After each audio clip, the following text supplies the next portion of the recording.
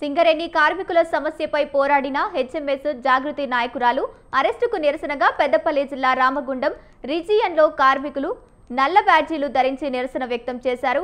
సింగరేణి కార్మికుల న్యాయమైన డిమాండ్లను యాజమాన్యం పరిష్కరించి కార్మికులకు మేలు చేయాలని తెలంగాణ జాగృతి నాయకులు వెంకటేష్ కోరారు.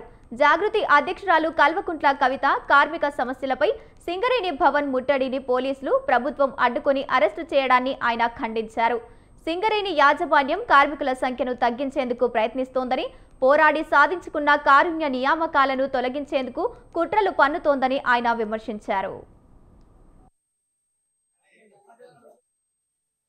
మరి అట్లాగే హెచ్ఎంఎస్ గౌరవ అధ్యక్షురాలు శ్రీమతి కల్వకుంట్ల కవితక్క గారిని, డిఎస్ గారిని, మరి మా సోదరులందరినీ కూడా మన డిపెండెంట్ ఉద్యోగాలు ఏదైతే కార్యనియామక ఉద్యోగాలు ఏదైతున్నాయో కవితక్క గారు సుప్రీంకోర్టులో కొట్టేసిన ఉద్యోగాలని మరలా కార్యనియామకం పేరిట సాధించిన ఉద్యోగాల కోసము పునరుద్ధరించాలని చెప్పేసి, అట్లాగే అలియాస్ నేమ్స్, సొంతింటి పథకము, అట్లాగే పెర్క్స్ పైన అలవెన్స్ ను కూడా మళ్ళొక్కసారి ఇవ్వాలని చెప్పేసి మరి తెలియజేస్తూ మరి కవితక్క గారు ముట్టడికి పిలుపునిస్తే మరి అరెస్ట్ చేయడం అనేది నిజంగా కూడా ఈ యొక్క కార్మిక క్షేత్రం నుంచి కూడా తీవ్ర వ్యతిరేక పవనాలు వస్తున్నాయి. మీరు గమనించాలని యాజమాన్యానికి సూచిస్తున్నాం.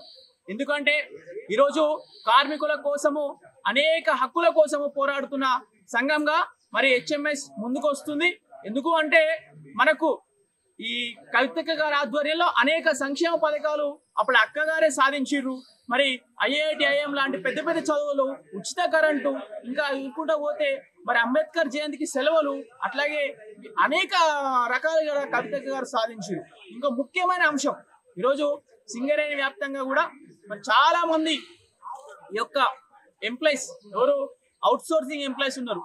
మా ప్రధాన డిమాండ్ లో ఇది ఒకటి, అవుట్ సోర్సింగ్ ఎంప్లాయీస్ లో వారిని పర్మనెంట్ చేయాలా లేదా వారికి మరి 1వ కేటగిరీనం ఏదైతే సింగరేణి ఎంప్లాయీస్ కి మరి బదిలీ వర్కర్ ఎక్కగానే కోటి కోతకరం ఎట్లు ఇస్తున్నారో వాళ్ళందరికీ ఇవ్వాలని చెప్పేసి ప్రధాన డిమాండ్ మొన్న కవితక్క గారు చేయడం